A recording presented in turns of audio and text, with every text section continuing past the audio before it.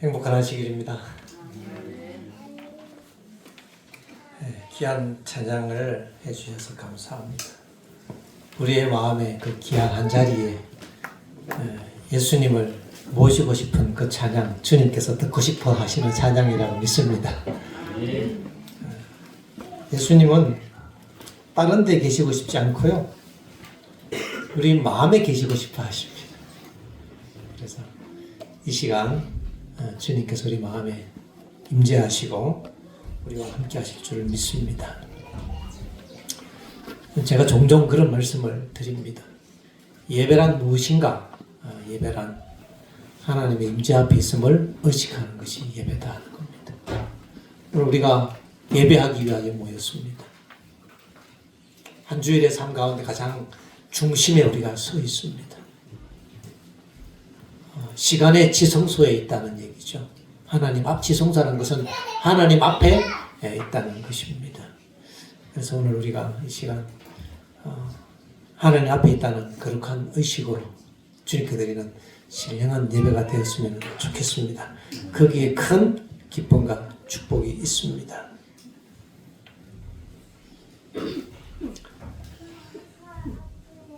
하나님께서 우리를 만드셨기 때문에 우리의 기본적인 기능은 하나님에게서 나왔습니다. 물론 지금 우리의 타락한 이후에 이기적이고 교만한 이런 모습은 하나님의 형상이 아니고 빗떨어진 빗나간 모습이지만 우리의 그 기본적인 기능은 하나님께서 주신 기능입니다. 생각하고 느끼고 기뻐하고 하는 이 모든 기능들은 하나님께서 주셨기 때문에 하나님도 그런 기능을 가지고 계십니다. 하나님도 기뻐하시고 하나님도 느끼시고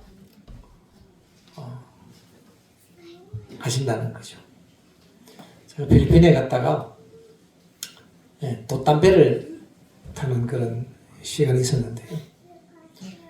보통 배들이 동력으로 움직이잖아요. 뒤에 프로펠러가 막 뺑 돌아가면 앞이 좀 들리면서 쫙 이렇게 밀잖아요.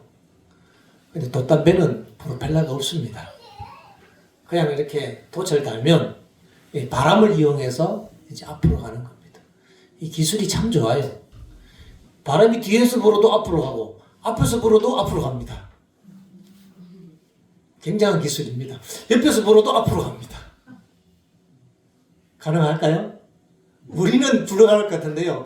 이 사람들은 그 돛을 이렇게 조절해갖고 바람이 어디로 불든지 그 부는 바람을 에너지로 이용해서 앞으로 갑니다. 뒤에서 이거를 이렇게 꼬리로 이렇게 방향만 잡아서 정말 신기했는데요. 이제 그걸 타면서 느낀 게 있습니다. 그걸 타니까 느낌이요, 이 동력이 있는 배와 느낌이 달라요. 그냥 이거는 어떤 이 힘에 의해 가는 느낌이 아니라 그냥 이렇게 미끄러져 가는 느낌이에요. 사르르 미끄러져 가는 느낌인데 이 파도가 있잖아요. 파도를 이렇게 타면서 미끄러져 가는데 그 느낌이 있잖아요. 느낌이 굉장히 부드럽고 굉장히 이렇게 스릴 있고 파도를 느끼는 것을 느끼면서 제가 그 생각을 했습니다. 거기서 그 자리에서 이 바다를 만드시고 이 파도의 움직임을 만드신 그 하나님이 이 땅에 돛담배 위에 올라앉아서 그 일렁이는 파도에서 그 모든 느낌을 하나님이 직접 다 느껴보셨구나. 그냥 아는 게 아니라 경험으로 이 땅에 오셔서 느껴보셨구나. 예수님께서 이 땅에 오셔서 가난을 느껴보셨고 멸시와 모욕을 느껴보셨고 불쌍히 여기는 마음을 느껴보셨고 애타는 마음을 느껴보셨다는 것입니다. 직접 본인의 이 신성이 인성과 딱 결합되어 있기 때문에 인간의 모든 세포와 신경을 통해서 전달되어 오는 그 느낌을 신성이 그대로 느끼는 겁니다. 우리가 느끼는 것처럼. 그래서 지금 우리를 위하여 하늘에서 중보하시는 예수님은 우리를 너무 잘 압니다. 우리를 너무나 동정하시죠. 부끄러운 질문을 하나 드려볼까요? 짝사랑을 해보셨습니까, 혹시? 이루어졌든 이루어지지 않았든. 나는 태어나서 지금까지 짝사랑이라는 게 난 그게 뭔지 모른다. 나는 한 번도 해본 적이 없다 하면 손 안 드셔도 됩니다. 계실까요? 예. 사람은 뭐 아닌 사람도 있겠지만은 네, 한 사람 있습니다. 한 사람 딱.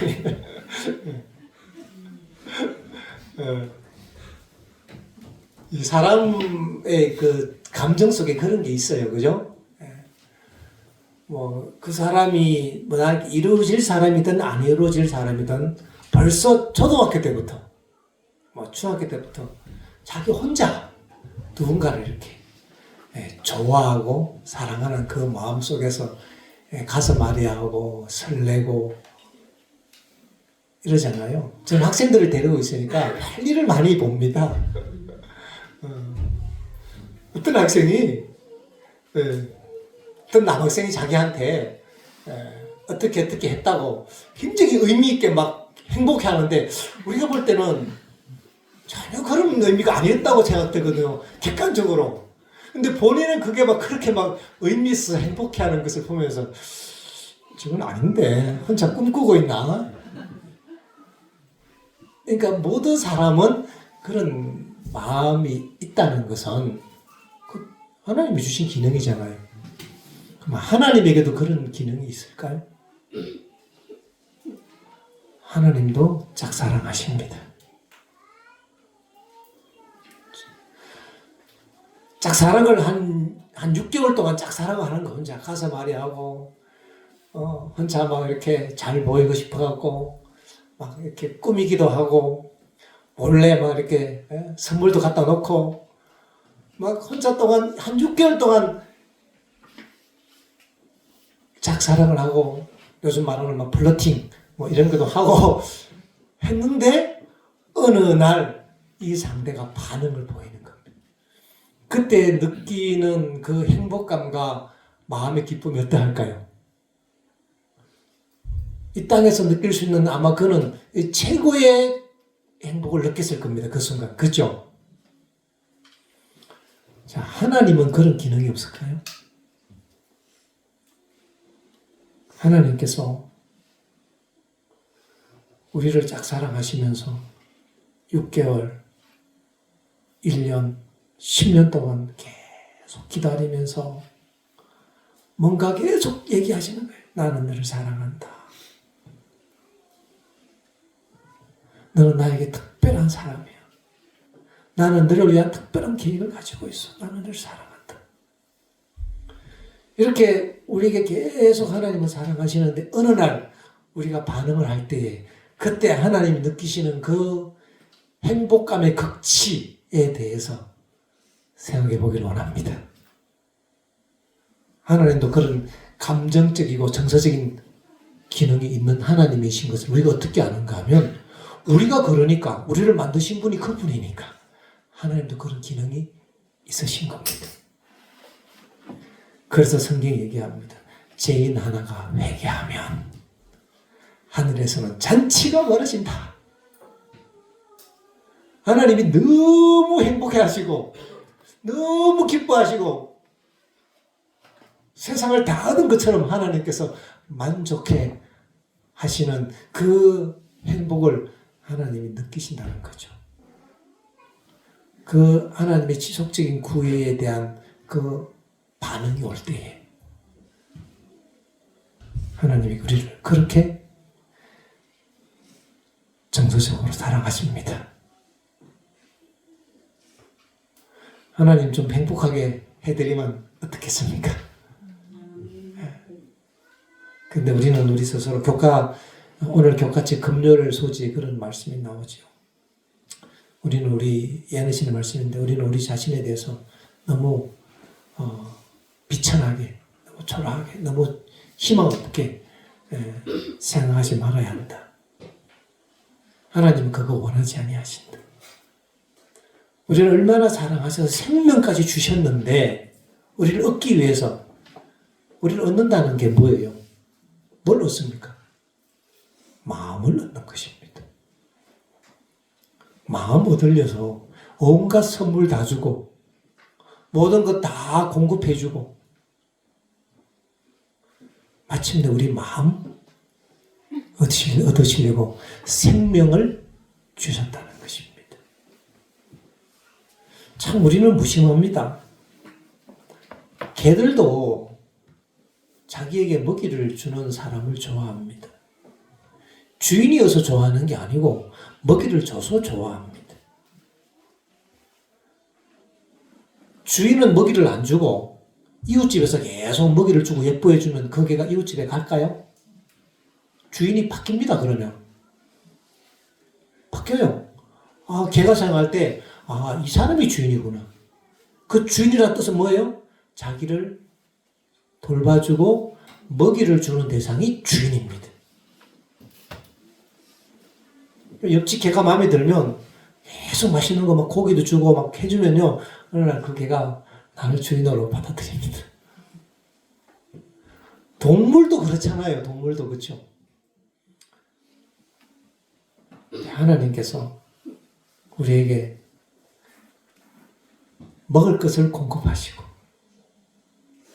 근데 우리는 하나님이 공급하는 게 아니지. 돈이 우리 먹고 사는 걸 해결하지. 돈이 우리를 공급하고 우리를 먹여 살리니까 우리는 돈을 좋아하는 겁니다. 그래서 돈이 우리의 주인이 되는 거예요. 우리가 하나님께 예배드리는 시간이니까 우리 자신에게 엄숙하게 질문해야 합니다. 우리는 돈으로 삽니까? 하나님으로 삽니까? 돈이 주인입니까? 하나님이 주인입니까? 누가 우리를 먹여 살리고 누가 우리를 책임집니까? 성경에서는 어릴 때부터 기가 아프게 배웠는데 실제적으로 우리의 일상에 있어서 실제로 나는 돈을 의지하고 신뢰하는지 하나님을 신뢰하는지 그거요. 돈 뺏어보면 압니다. 돈 뺏어서 막 굉장히 막 걱정하고 막 분노하고 막 돈 없으면 막 그냥 돈을 위해서 그냥 전쟁하잖아요. 전쟁 다 돈 때문에 전쟁하는 거예요. 돈을 사랑하고 있잖아요. 말세의 징조가. 돈을 의지하고 신뢰하는 것은 그게 우리의 생존이 걸려있다는 뜻입니다. 그거 아니면 돈을 사랑할 이유가 없어요. 그게 우리의 생존이 걸려있는 거예요. 그럼 우리의 생존은 돈에 걸려있습니까? 하나님께 걸려있습니까? 우리의 믿음이 정말 하나님을 믿는 믿음으로 성장해야 합니다. 한 사람이 두 주인을 섬길 수 없나니 혹 이를 경히 여기면 혹 이를 미워하면 저를 사랑하고 혹 이를 중히 여기면 저를 경히 여기리라.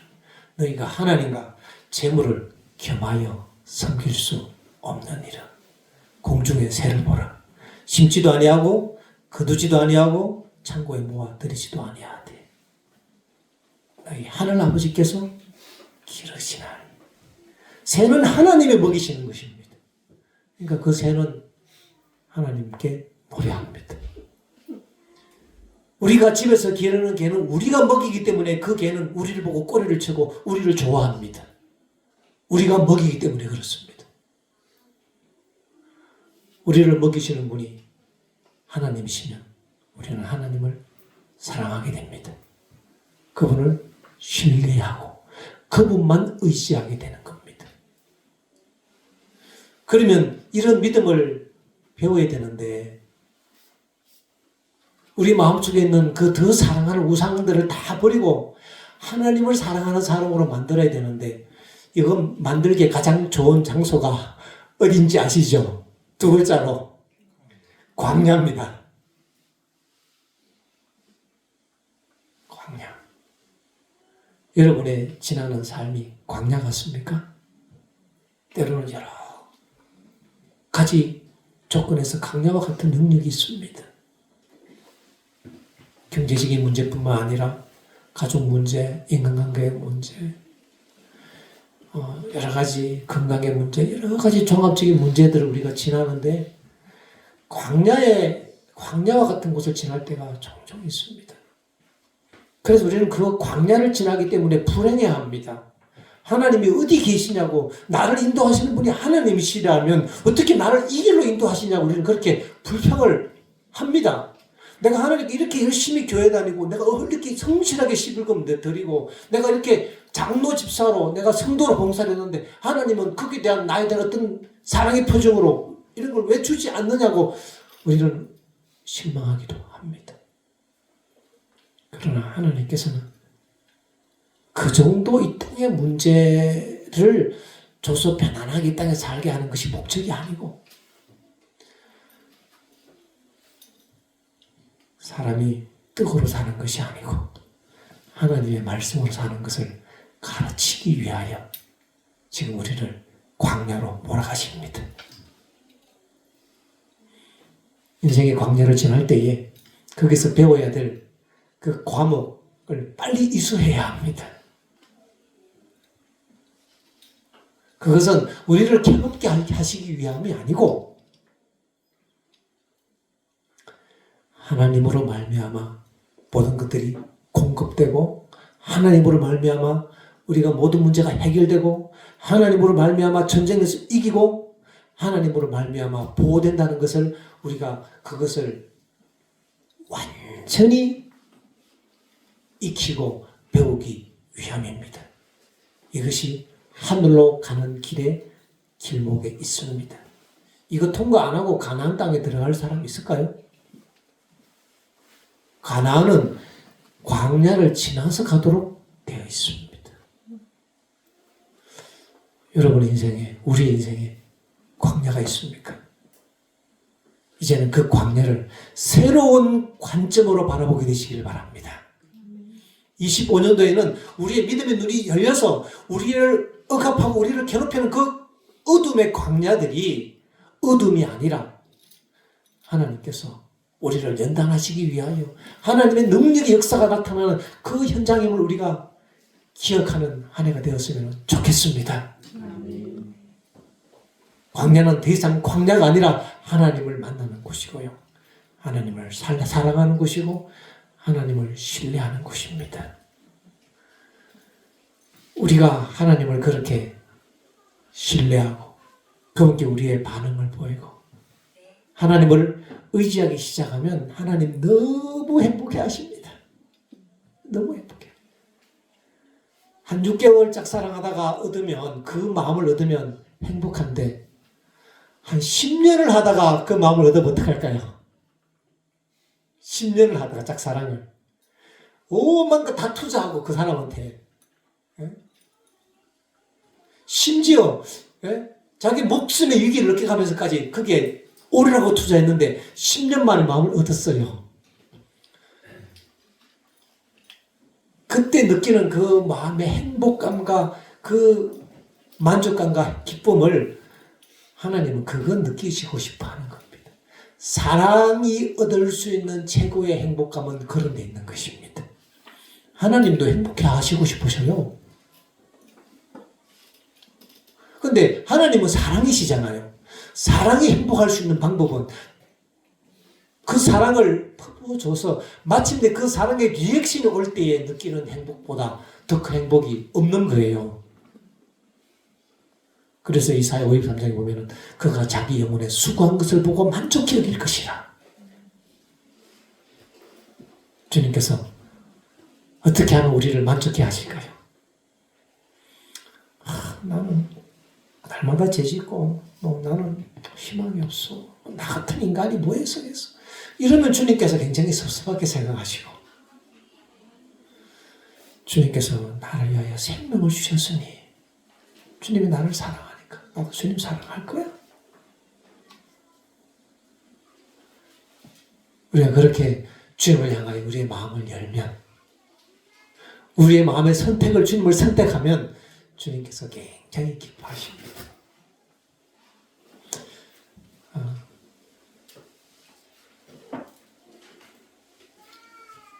예수에게 물어보겠습니다.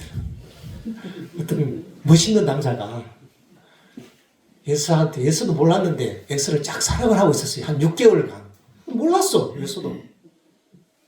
근데 어느 날 이 남자가 이제 공식적으로 딱 표현했어요. 나는 너를 너무 좋아해 했더니 갑자기 예수의 마음이 걔를, 그 사람을 막 너무 막 사랑하는 마음이 막 생길까요? 아니에요. 시간이 필요합니다, 시간이. 그런데 부모님과 상의해보고 딱 조사해보니까 진짜 괜찮은 남자예요. 그래서 그 남자가 묻습니다. 나랑 좀 사귀어 볼래? 라고 했을 때 사귀어 볼 거야, 안 사귀어 볼 거야?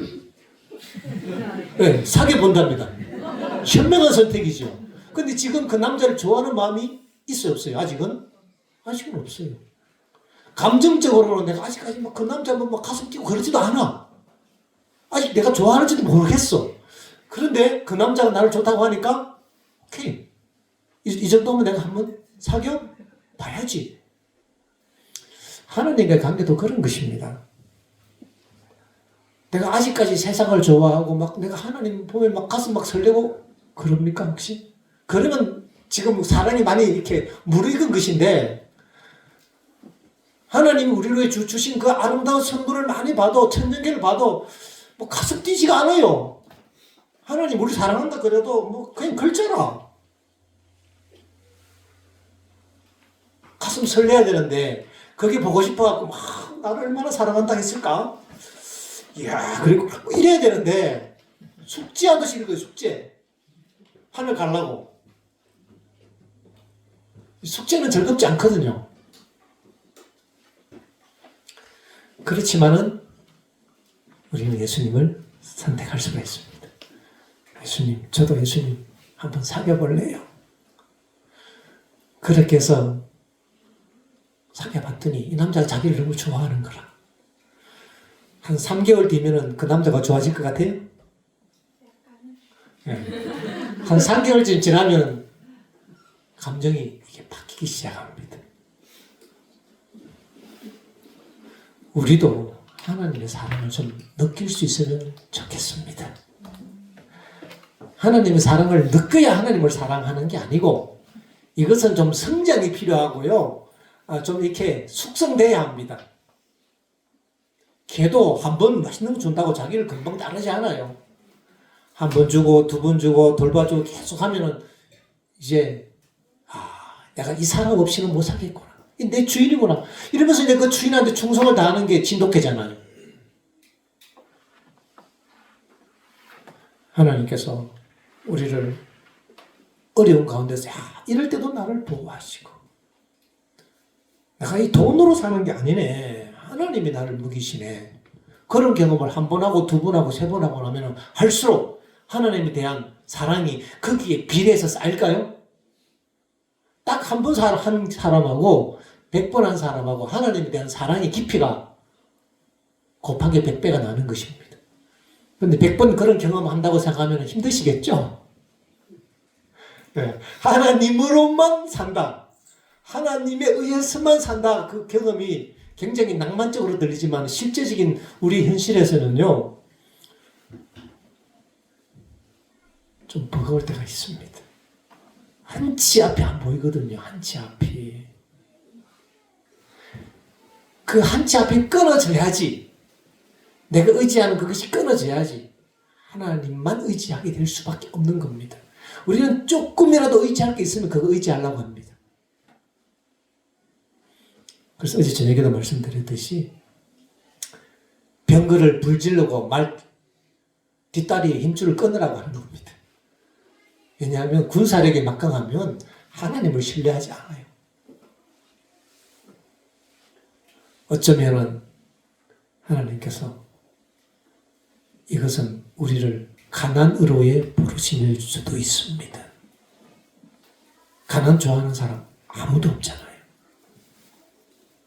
그렇다고 가난 자랑할 것도 아니지만, 그렇다고 부끄러워할 것도 아니지 않습니까?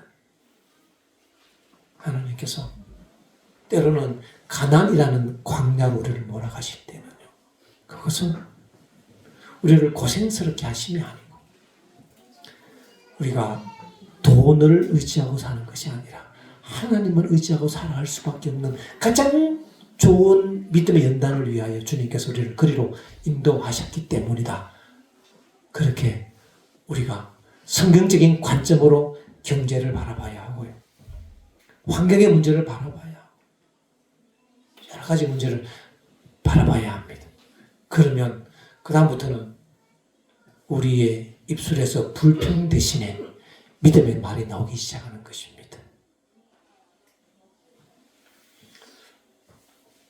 시편 46편의 말씀을 보겠습니다. 하나님은 우리의 피난처시요 힘이시니 환난 중에 만날 큰 도움이시라.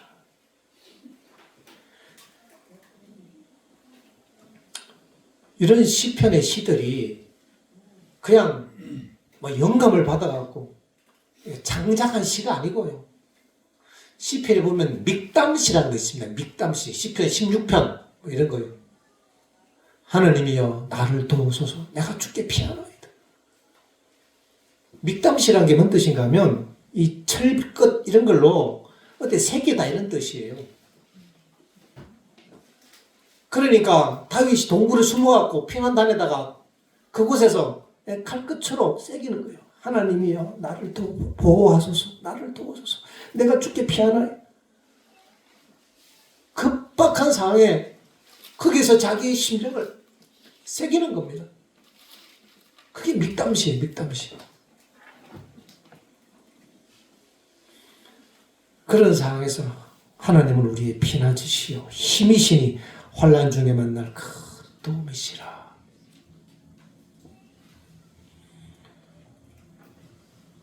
이것은 환난 중에 적은 시입니다. 환난 중에 드린 기도입니다. 그러므로 땅이 변하든지 산이 흔들려 바다 가운데 빠지든지 바닷물이 흉령하고 뛰놀든지 그것이 넘침으로 산이 요동할지라도 우리가 두려워 아니하리로다.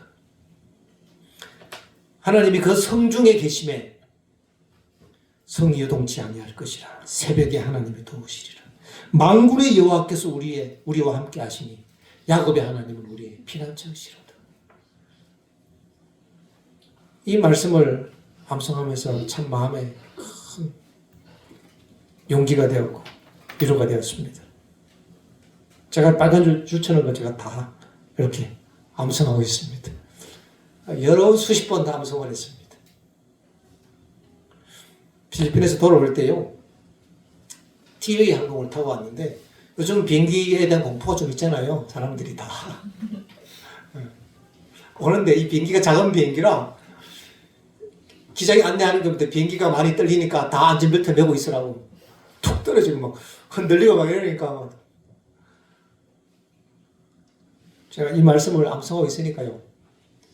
재밌더라고요. 비행기가 좀 이렇게 출렁출렁해도 좀 더 해도 괜찮겠다. 저는 마음속으로 그런 생각이 들었습니다. 좀 더 떨어져도 괜찮겠다 그런 느낌 있잖아요.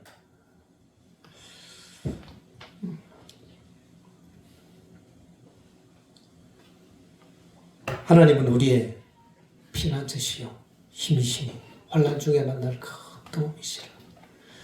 이것을 많이 경험했기 때문에 다윗은 하나님을 많이 사랑했습니다. 그에게 있어서 하나님은 그의 생명이었고 그의 경제였고 그의 보호자였고 그의 피난처였습니다. 우리가 하나님께 피하여 거하면 거기에 안정함이 있는 것입니다. 지난번에 시편 16편의 말씀을 가지고 제가 설교를 했다고 기억되는데 하나님이여 나를 보호하소서 내가 죽게 피하나이다. 다윗의 얘기입니다. 5절 여호와는 나의 산업과 내 자네의 소득이시니 나의 분깃을 지키시니이다. 다윗에게 있어서 하나님이 그의 비즈니스였습니다. 하나님의 비즈니스라는 얘기는 그의 사업이라는 거예요. 그의 수입은 내 자네 소득은 여호와이십니다. 8절입니다. 내가 여호와를 항상 내 앞에 모시며 그가 내 우편에 계심으로 내가 요동치 아니하리로다. 이런 가정을 배우면서 그는 늘 자기와 함께 하시는 하나님께 마음을 집중하려고 노력을 했습니다. 그거 외에는 이 돌파할 수 있는 길이 없거든요. 돌파할 수 있는 길이.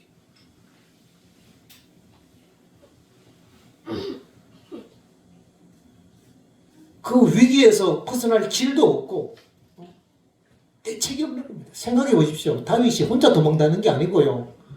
그를 따라서 함께 도망다니는 무리가요. 600명이에요. 600명.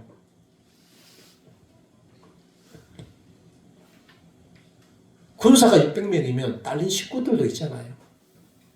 시글락에서 전투를 보면요. 가족들이 다 잡혀가는 일이 발생해요. 그러면 군사가 600명이면은 그 딸린 처자식까지 포함해서 또 다윗은 또 부인이 한두 명이 아니잖아요. 그러니까 처자식까지 해서 적어도 한 2,000명 이상 되는 겁니다.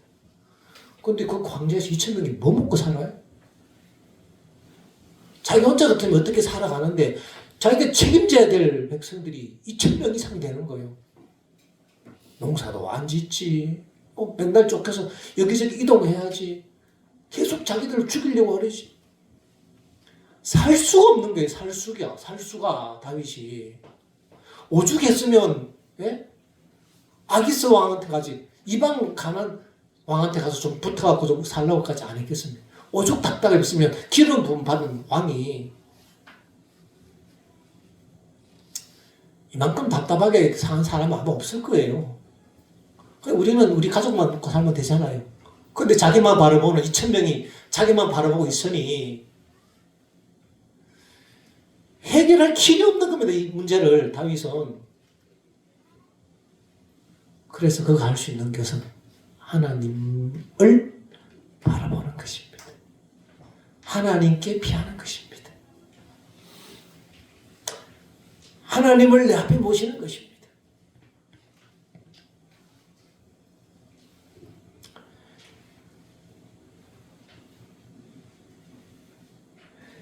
하나님이 그 성중에 계시며 성이 요동치 아니할 것이라. 하나님이 그 성중에 계시면 되는 겁니다. 하나님은 새벽에 도우십니다.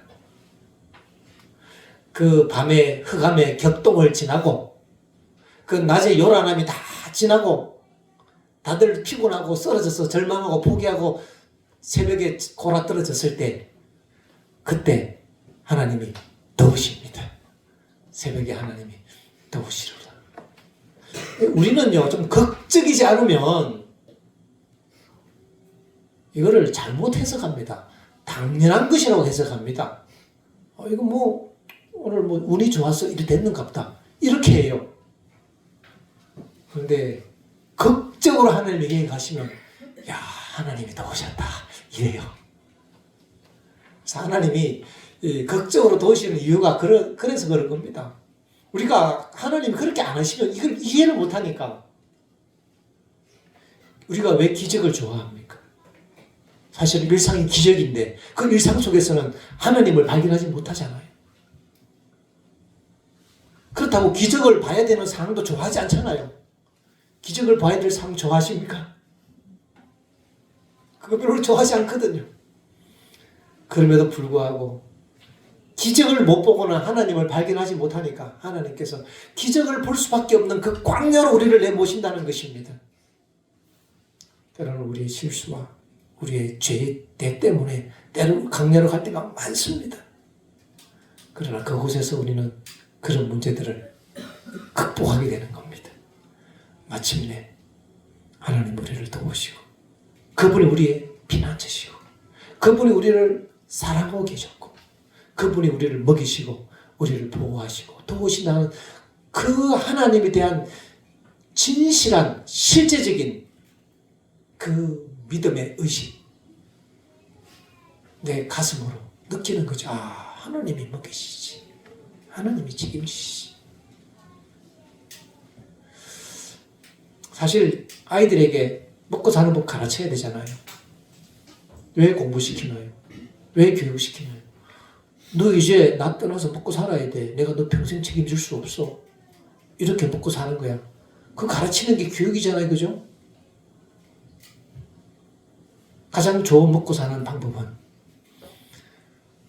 하나님께서 공급하신다는 것을 완벽하게 깨뚫고 생생하게 신뢰하는 겁니다. 그 믿음만 있다면, 그 확신만 있다면 무인도에 떨어져도 아무 걱정 없습니다.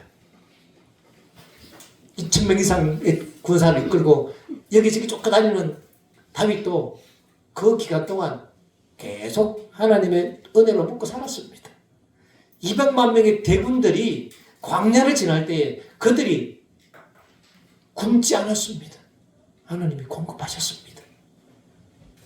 그러면 생각해 보십시오. 그때 왜 하나님이 기한 공급하실 거면 광야에서 막 그냥 금덩어리도 막 좀 떨어뜨려 주시고 굉장히 하나님께서 그냥 풍족하게 안 주시고 날마다 만나를 내리셨을까요?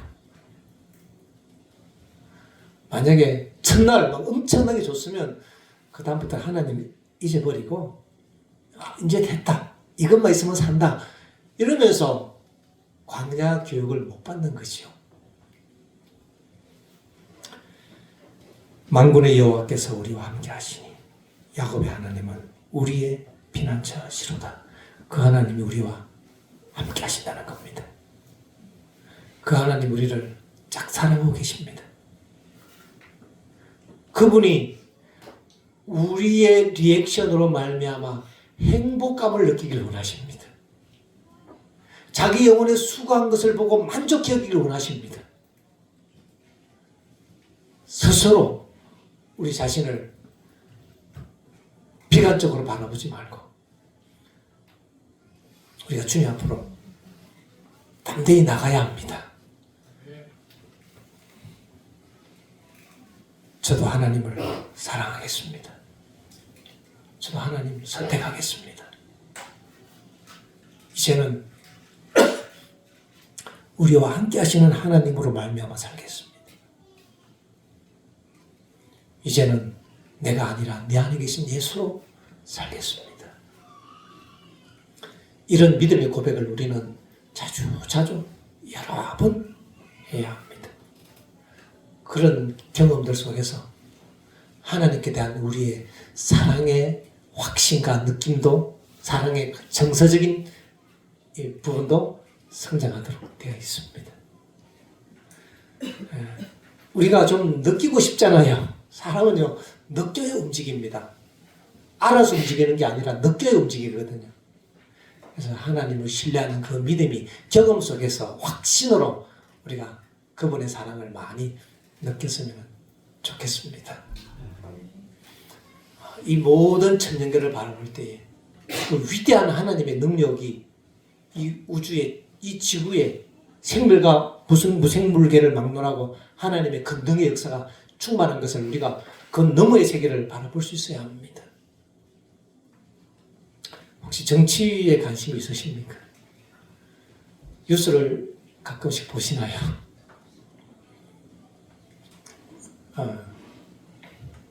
요즘 기독교인들이 정치에 많이 개입하고 있습니다. 그래서 막 어떤 사람들 보면 막 울고 막 그냥 막 쓰러지고 막 부실하고 이래요.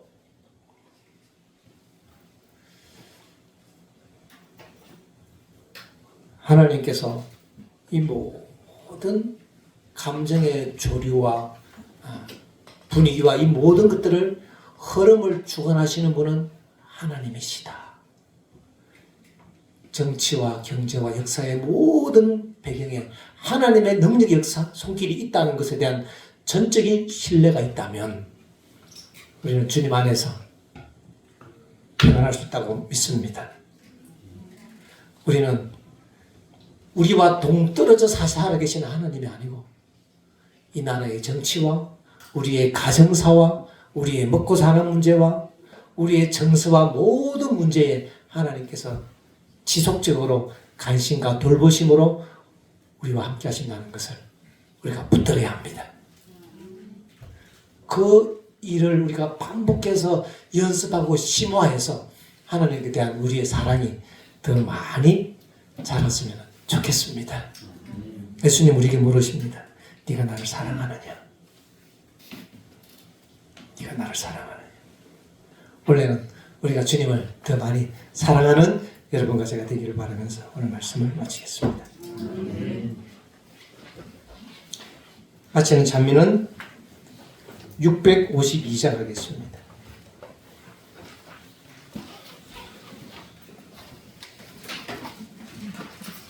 652장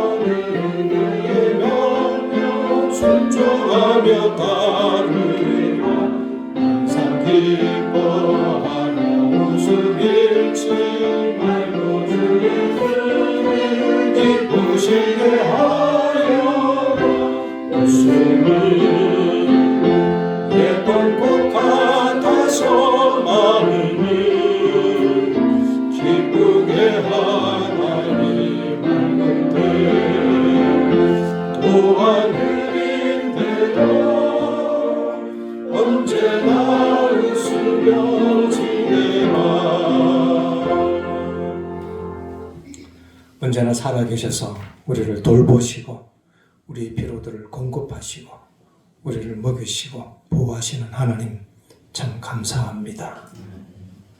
그 하나님의 역사를 더 깊이 깨닫고 느낄 수 있도록 우리의 눈을 열어주시기를 기도합니다. 하나님이 우리를 얼마나 사랑하시는지 우리도 그 사랑을 알고 주님을 사랑하도록 도와주시옵소서. 이제는 우리 하나님의 무한하신 사랑과 예수님의 끊임없는 중보와 성령 하나님의 감동하심이 우리의 삶에 언제나 함께하여 주시기를 예수님의 이름으로 간절히 축원하옵나이다. 아멘.